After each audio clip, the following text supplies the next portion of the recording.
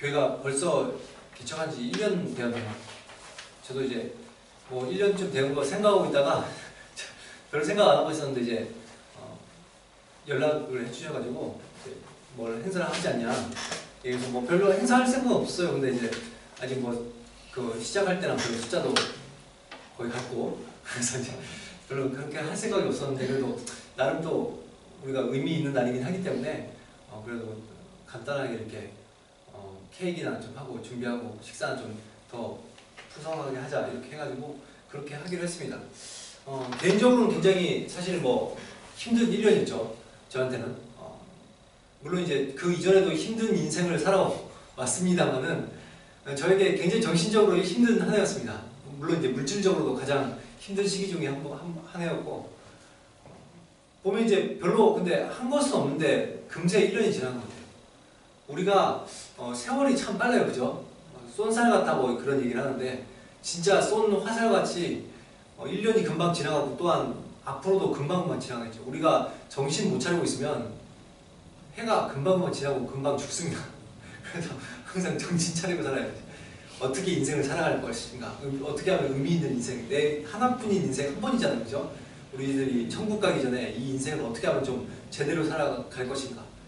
우리들의 인생이 뭐 특히 이제 노년이 된 사람들은 그냥 어떤 분들은 그러잖아요. 내 인생 다 끝날 줄 알고. 어떤 분이 그 얘기 했다고 하는 거 제가 설교를 했나 기억이 안 나는데 내 인생 다 끝날 줄 알고 60세에 은퇴하고 나서 인생 이제 끝이니까 그냥 대충 살아야 되겠다. 죽을 준비하고 살아야 되겠다 라고 생각을 했는데 그로부터 30년 더 살았습니다. 그러고 나서 그분이 그때서야 내가 30년 동안 인생을 잘못 살았다.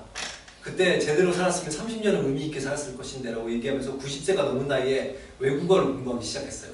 그래서 한 외국어를 마스터하고 다시 다른 외국어를 도전한다는 그리고 했던 어떤 할아버지가 있어요. 여러분 참 우리가 몇 살 살지 모르기 때문에 제대로 살아야 되죠. 그리고 주님께서 부르실 때 우리는 그때 이제 가는 것이기 때문에 그 전까지는 정신줄 놓지 말고 제대로 살아야 돼요. 여러분 여행 혹시 좋아하시나요? 저는 여행을 굉장히 좋아합니다. 물론 이제 어렸을 때부터 환경이 별로 되어 있지 않아서 여행을 많이 못 다녔어요. 그럼에도 불구하고 여행을 굉장히 좋아해요. 뭐 우리들이 여행 가는데 요즘은 그렇게 큰 경비가 들지 않고도 국내 여행 정도는 충분히 쉽게 갈 수 있고 해외 여행도 뭐 100만 원이 안 들게 우리들이 갈 수 있는 여행들이 많이 있잖아요, 그죠? 저도 뭐 그냥 배낭 하나 짊어지고 그 안에 뭐 카메라 같은 거 넣고 떠날 수 있는 여행들 그런 여행들은 굉장히 좋을 것 같다는 생각들을 들어요. 그래서 뭐 우리들이 어려운 데를 가지 않더라도 저는 예전에 제주도 몇 년 전에 제주도를 갔었고 재작년에도 제주도를 갔었죠. 제주도를 가도 그렇게 큰 돈이 안 들어요. 오히려 선물 사는데 돈이 더 들더라고요. 선물 안 사고 저 혼자 재밌게 그냥 놀다 오면 돈이 얼마 들어요. 몇 년 전에 진짜 싸게 갔다 왔을 때는 12만 원에 갔다 왔습니다. 제주도를. 비행기표와 거의 뭐 숙박과 모든 먹는 걸 포함해서 12만 원 해결했어요. 그리고 뭐 좀 넉넉하게 재작년에 갔다 왔는데 그래도 여행 경비만은 딱 30만 원 정도? 32만 원? 제가 차까지 끌고 들어갔는데 그래요. 돈이 그렇게 많이 안 듭니다. 생각보다. 그렇게 여행을 가볍게도 할 수 있죠. 얼마든지. 근데 만약 여러분이 여행을 하는데 이렇게 좀 즐겁게 즐기기 위해서 우리들이 여행을 하는 거죠. 그렇죠? 목적이. 근데 그런 여행이 되지 못하고 굉장히 험악한 여행이 된다고 생각해 보세요. 일종의 이런 거죠. 내가 좀 항해를 하고 싶었어요. 그래서 배를 빌려서 배를 타고 나가는 항해를 하는데 태풍을 만난 거예요. 여러분 그래서 이제 키가 말을 듣죠. 키가 불었어요. 키가 키가 막 마음대로 들고 막 배 어디서 막 물이 새기 시작한다. 물이 막 콸콸콸 들어오고 막 바가지로 막 퍼내도 소용이 없고 막 여러분 그렇게 하는 여행들 이런 여행들 그리고 막 이제 막 배가 출렁출렁 거리고 여러분 심할 때는 10m 이상의 그 폭풍이 오고 그러면 10m 이상의 파도가 치잖아요, 그죠? 심하게는 30m까지 치기도 안 나는데 그런 데서 배를 움직일 수 있겠어요? 그래서 완전히 나뒹굴고 뭐 오바이트 쏠리고 뭐 오만 해봐도 소용이 없어요. 이런 여행들을 한다든지 아니면 여러분들이 지금 홀로 아마존 같은 데 여행 온다고 생각해보세요. 거기에 어떤 환경이겠어요?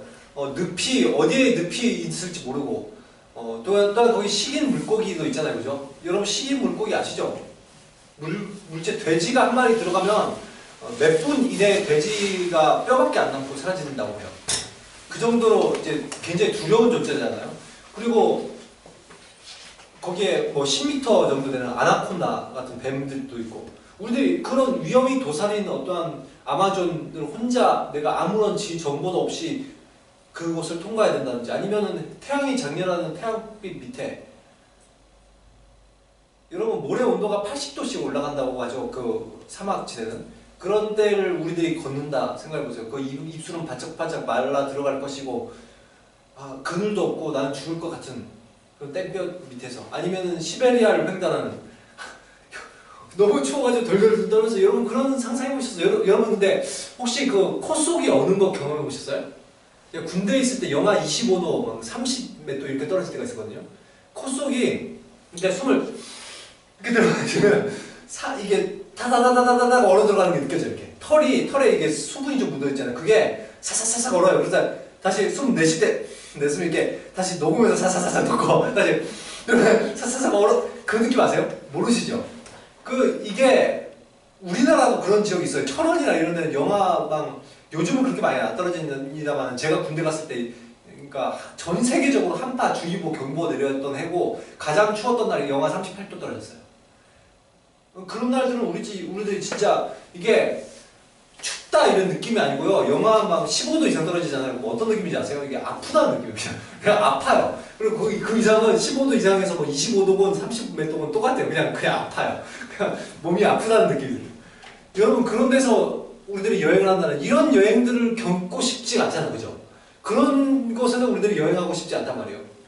위험을 무릅쓰고 일부러 즐기기 위해서 하는 탐험가가 아니라면 우리들은 오히려 어떤 여행들을 즐기길 원해요?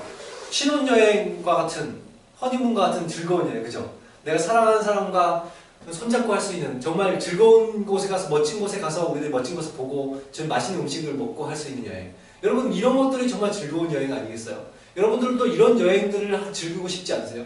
그런데 보니까 오늘 야곱의 인생은 그렇지 못했던 것 같아요. 우리가 이제까지 몇 주간 본 야곱의 인생은 어떤 사람에게는 이런 그 삶의 그 삶이라는 것은 보통 이제 여행의 성경을 많이 비유를 하죠, 그죠? 그래서 우리들의 인생이 나그네 길이고 우리들은 그럼 나그네 길이라는 건 뭐예요? 우리들의 본향이 따로 있다는 거죠.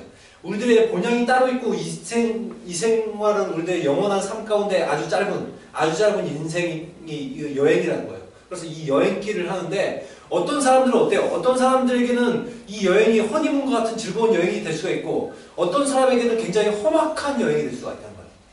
근데 성경에 나온 인물들 중에서 저는 가장 인생을 험악하게 살아가는 사람을 꼽자고 이 야곱이 아닐까 싶습니다. 물론 모세도 험악한 인생을 살긴 했고 여러 사람들이 험악한 인생을 살았는데 끈질기게 100여 년 동안이나 험악한 인생을 쭉 살아온 인생은 이게 거의 야곱이 유일한 것 같아요. 나머지는 정신 차리고 빨리 돌아왔습니다. 근데 야곱은 아주 늦게 돌아옴으로 인해서 굉장히 험악한 인생을 살았다는 것이죠.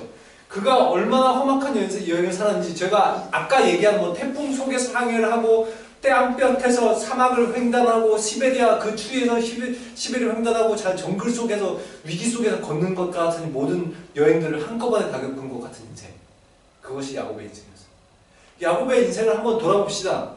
한번 잠깐 생각을 해보세요. 형 에서에게 장자권을 뺏기 위해서 어떻게 살았어요? 그가 결국 장자권을 뺏긴 뺐죠. 그죠? 그러면서 어떻게 했어요? 완전 거지 됐죠. 길거리 가다가 노숙하는가 하면 결국 라반의 그 자기 외삼촌 집 라반으로 아무것도 가지지 못하고 도피를 합니다. 도망자 인생을 살기 시작해요. 그리고 나서 외삼촌 집에 라반 외삼촌 집에 도착해서 어떻게 됐어요? 20여 년 동안 그가 고백을 하기엔 20년 동안 자기가 품삯도 제대로 받지 못하고 종처럼 완전히 개고생했다 이러죠. 그죠? 그 말을 하는 거죠, 완전히. 내가 완전 고생했다, 지금. 그렇게 고백할 정도로 자기가 완전 고생을 하면서 살았어요. 그렇게 하고 자기가 이제 겨우 그래서 돌아올 기회가 생겼어요. 하나님께서 가라고 명하셨고 라반 집에서 벗어나서 살 수 있는 돌아오긴 하는데 그 돌아오는 길이 어때요? 이 길이 즐거운 길이에요, 지금? 귀한 길이 즐거운 길이에요? 아니죠. 자기의 목숨을 거는 길이죠. 형은 지금 400명을 이끌고 군대를 이끌고 보고 있어요. 자기를 치겠다고. 이 상황에서 어떻게 하겠어요? 결국 하나님 앞에 엎드리고 천사가 나타나서 씨름하는 우리들 사실 기도를 했다는 거죠. 일종의 그죠? 기도를 하는데 결국 어떻게 돼요? 어찌나 어떻게 기도를 했는지 모르겠는데 천사가 거기를 쳐가지고 엉덩이 뼈가 위골됐어요. 여기가 뼈가 위골되면 어떻게 되는지 알아요? 나머지 인생은 그 절뚝발이 인생을 살아야 됩니다. 그리고 다시 이제 계속해서 고향으로 내려오는 길에 세겜이라는 곳에 이르러서 어떻게 돼요? 딸 하나밖에 없죠. 딸은 아들이 12명이고 딸이 하나인데 그 딸이 그 추장의 아들한테 강간을 당해요. 그죠? 그래서 그것들로 인해서 굉장히 마음도 어려울 건데 문제는 자기의 아들 중 두 아들이 시므온과 레위가 어떻게 돼요? 그 부족을 속이고 완전히 살인마로 돌변해서 한 도시를 도륙내버립니다. 여러분 부모 입장, 아버지 입장에서 어떨 것 같아요? 자기 딸은 강간당했고 자기 아들은 살인마가 됐습니다. 거기다가 지금 그로 인해서 야곱은 이제까지 겪어온 모든 거에 총체적 위기를 겪은 거예요. 자기 가문이 몰락할 위기에 놓였습니다. 여러분 주변의 민족들이 가만히 있겠어요? 이방 민족이 들어와가지고 자기 동네에 사는 자기 이웃 주민들을 완전히 돌입을 냈어요. 지금 이 입장에서 야곱이 할 수 있는 것이 아무것도 없어요. 다시 하나님 앞에 매달릴 수밖에 없죠.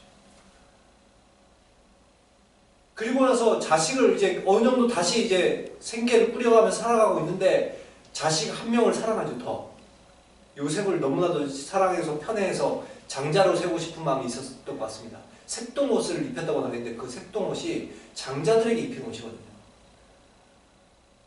11째에게 장자를 삼으려고 했으니 그 형들이 오죽 기분이 나쁘겠어요.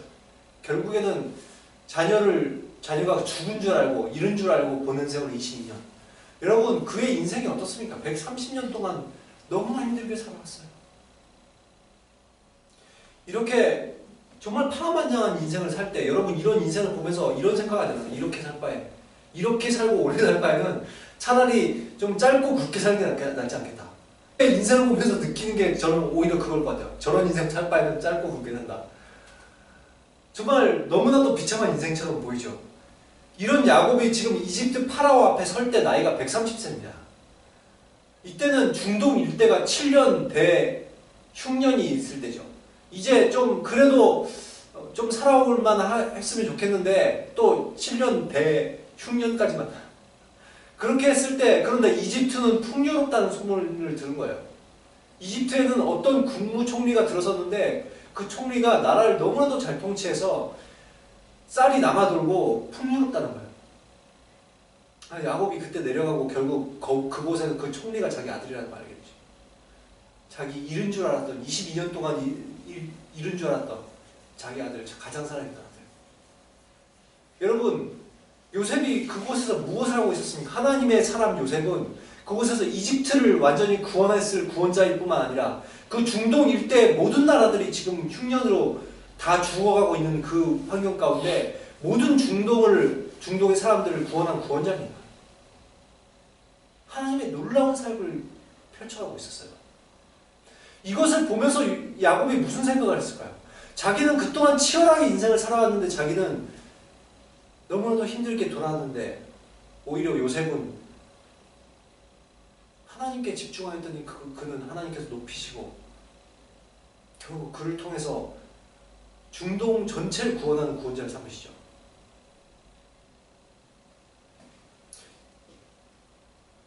요셉의 인도를 받아서 이집트 파라오 앞에 섰을 때 갑자기 야곱이 파라오를 향해서 축복을 합니다. 이때 축복이라는 것은 단지 뭐 이렇게 절을 하고 인사를 하는 게 아니고 말 그대로 축복이에요. 그 사람에게 복을 빌어주는 거예요. 근데 여러분 원래 복을 빌어주는 것이 이렇게 나이가 어린 사람이 나이가 많은 사람들에게 복을 빌어주는 거가 아니죠. 그죠? 일반적으로. 그죠?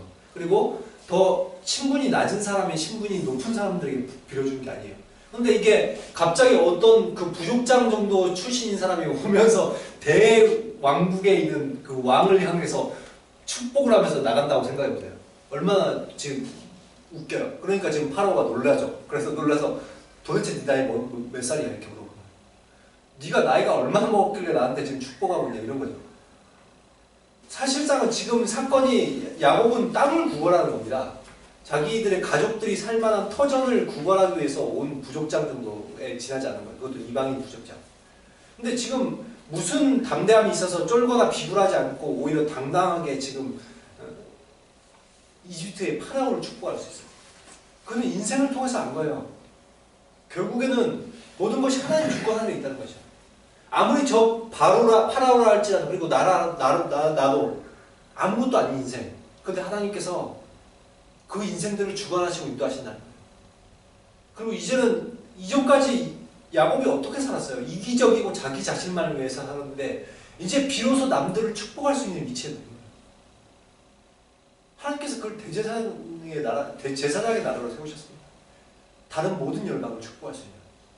그리고 비로소 이후에 야곱의 삶은 어떻게 돼요? 자신들의 다른 사람들에서 축복할 수 있는 삶이 펼쳐지는 거예요. 야곱의 이후의 사역들을 보면 축복만이 기록되어 있습니다. 다른 사람은 축복하는. 물론 이제 가족에 대한 축복이지만, 그러나 요셉의 두 아들을 축복해주고, 또한 자신의 그 12지파, 이스라엘 12지파를 축복하면서 예언적 축복을 하는 그런 모습들을 통해서 그의 삶이 완전히 변화됐다는 걸 우리들이 보게 되는 것이죠. 야곱은 단지 자신이 한 부족장의 아들로서, 그리고 하나님을 믿는 신앙인으로서 그냥 장자 정도를 얻는다고 생각했을지 모르겠습니다. 그러나 하나님께서는 하나님의 비전은 전혀 다른 것이었죠. 야곱을 이스라엘로 만드시는 거예요. 그 이스라엘이라는 건 그냥 한 나라, 한 민족이 아니라 이 모든 열방을 품고 섬길 수 있는 제사장의 나라를 세우시는 거예요. 창세기 12장 1절부터 3절에 아브라함에게 말씀하시고 이삭에게 또한 말씀하셨던 장자의 권세가 바로 그런 것이죠. 그것이 지금 실현되고 있는 거예요. 파라오의 질문에 야곱이 9절에 보면 답변합니다. 내 나그네 길이 세월이 130년이다. 내 나이가 얼마 못 되니 우리 조상의 나그네 길에 연조에 미치지 못하나 험악한 세월을 보는 거예요. 여러분 정말 그의 인생이 그렇죠. 자기의 인생이 이제 나그네 길이라는 걸 깨달은 거예요. 완전히. 그가 야곱 130년이나 파란만장한 인생길을 걸어오면서 그가 깨달은 사실은 바로 이거죠. 하나님의 훈련을 통해서 깨달은 사실. 그래, 내 인생은 나그네 길이다. 인생은 나그네 길이다. 이건 내 삶의 전부가 아니라 단지 이곳에 잠시 열려난 것이다. 그 두 번째 뭐예요? 그 삶을 스스로 살려고 노력해봤더니 내 인생 오히려 돌아왔다라는 것이죠. 세 번째로 그래서 결국 하나님의 뜻만이 온전히 산다는 거예요. 이것이 지금 고백 안에 들어가 있는 거예요. 이거는 그저 파라오에게 자기의 답변을 하는 것이 아니라 자기의 신앙적 고백입니다. 내가 이제까지 인생을 살아봤더니 내 인생은 나그네 길입니다. 그리고 내가 정말로 험악한 인생을 살았어요. 내 멋대로 살려고 했더니 내 인생이 험악하게 살았습니다. 결국 모든 것을 인도하시는 건 하나님이었습니다. 그것이 이 말에 담겨 있는 거예요.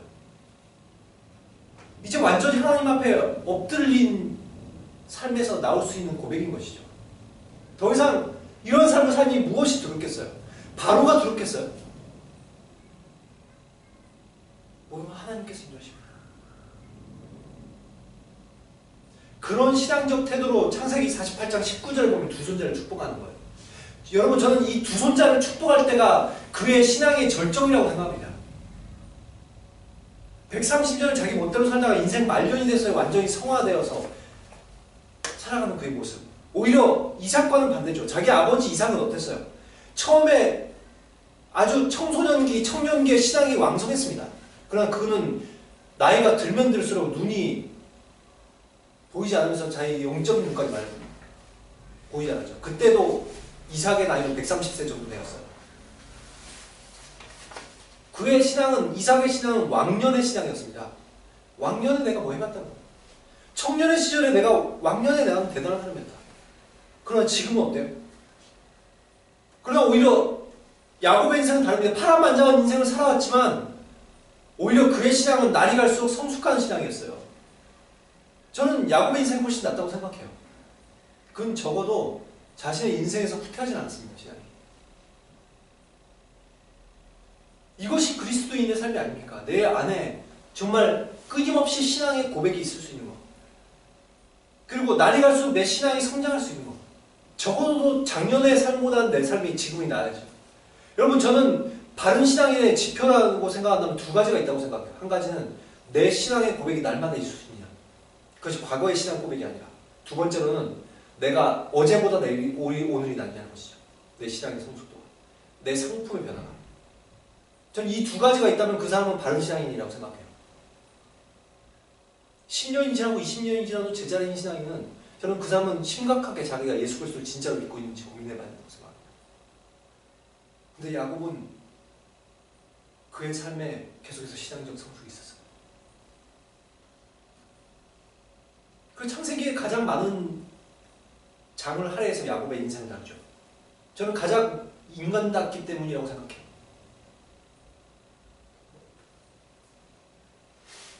요셉의 두 아들 양자로 받아들이는 장면이 이제 나오는데 보면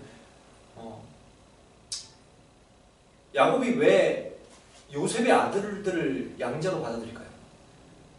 저는 적어도 세 가지 중요한 이유가 있다고 생각합니다. 한 가지는 이스라엘의 아들만이 이스라엘 백성이 될 수 있다는 12지파가 될 수 있다는 것이. 요셉 지파로 만드는 것이 아니라 두 지파로 만들고 싶었던 것 같아요. 그래서 양자로 삼아서 지파를 만들어 주려고 했던 것 같아요.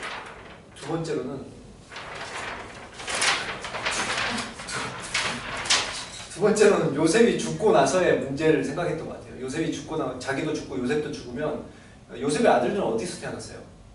이방 땅에서 태어났고 심지어 이방인의 핏줄에서 태어났습니다. 한쪽 핏줄은. 그러니 무슨 생각이 들겠어요? 그 나머지 가족들이 이방인 대우하지 않을까? 라는 걱정을 하지 않았을까 싶어요. 그리고 세 번째로는 장자의 권세를 요셉에게 주기 위해서 일부러 그렇게 했을 것 같아요. 그냥 장자를 주면 형제들이 엄청나게 또 싸울지 모르죠. 그러나 두 명의 손주를 아들로 받아들여버리면 굳이 장자로 말하지 않더라도 장자가 되죠. 장자의 권세는 두 지파의 축복이 있는 거예요.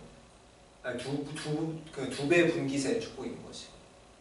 실제로 그의 요셉이 장자의 명분을 받았다고 성경은 기록하고 있습니다. 여러분 그래서 어쨌든 손을 엇갈리게 해서 장자 므낫사의 왼손을 얹고 차자 에브라임에게 오른손을 얹어서 지금 안수를 하고 있는 장면이 나오거든요.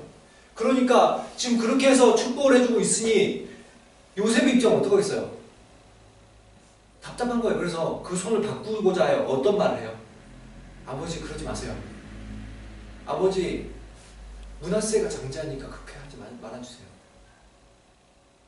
그때 저는 정말 그 야곱이 의미 있는 한마디를 하죠. 안다 내 아들아. 저는 나도 안다. 이 한마디가 저는 그의 인생이 들어있다고 생각해요. 이 한마디에. 나도 안다라는 이 한마디. 자신의 인생이 요약이죠. 자기도 다 안다는 거예요. 자기 인생을 자기가 어떻게 살아봤어요? 장자권을 뺏기 위해서 자기 인생을 살아봤잖아요. 그것 때문에 130년을 돌아왔습니다. 여러분 자기가 장자를 요셉에게 주고 싶었잖아요. 그래서 어떻게 됐어요? 요셉을 잃고 22년을 보내고 갔잖아요. 인간의 능력과 힘으로 안 된다는 거 한 거예요. 이삭도 야곱이 아니라 에서를 사랑하는 식으로 편애를 했었고 자기도 요셉을 사랑하는 편애를 했습니다. 결국 가정이 불화가 왔죠. 그 가정에는 편애를 하는 어떠한 그 안 좋은 영향력이 흘렀던 것 같아요. 근데 그것을 끊고자 하는 것이죠. 더 이상 이것을 하지 않겠다는 거예요. 자기가 그렇게 살아봤는데 하나도 소용없다는 거예요. 여러분 세상의 역사는 인간들이 만들어가는 것 같죠. 그러나 결국 하나님 뜻만이 얹어집니다. 야곱이 애쓰지 않아도 장자권은 야곱에게 있었어요. 야곱이 애쓰지 않아도 요셉에게 장자를 줄 수 있었어요. 우리들도 그렇게 아둥바둥 살지 않아도 우리들 가운데 세우신 하나님 뜻을 반드시 이루십니다. 삶의 형통은 내가 스스로 취하고 내가 투쟁해서 얻는 것이 아니라 하나님께 집중할 때 얻는 거예요. 그 인생을 바로 산 것이 바로 그 아들이죠. 다음 주에 요셉의 인생에 대해서 우리들이 생각해 볼 건데, 말씀해 볼 건데, 요셉은 정말 하나님께 집중을 했습니다. 그리고 그의 삶 가운데 형통이라는 단어가 항상 따라다녔어요. 여러분 무엇이 인생입니까? 여러분 어떤 인생을 살기 위해서 원하세요? 내 인생이 험악한 여행이 되기를 원하십니까? 내 힘을 주고 내 멋대로 살고자 할 때 내 힘은 험악해집니다. 여러분 아니면 내 인생이 정말 달콤한 신혼여행 같은 허니문 같은 여행이 되기를 원하십니까? 하나님께 집중할 때, 아니 하나님께만 집중할 때,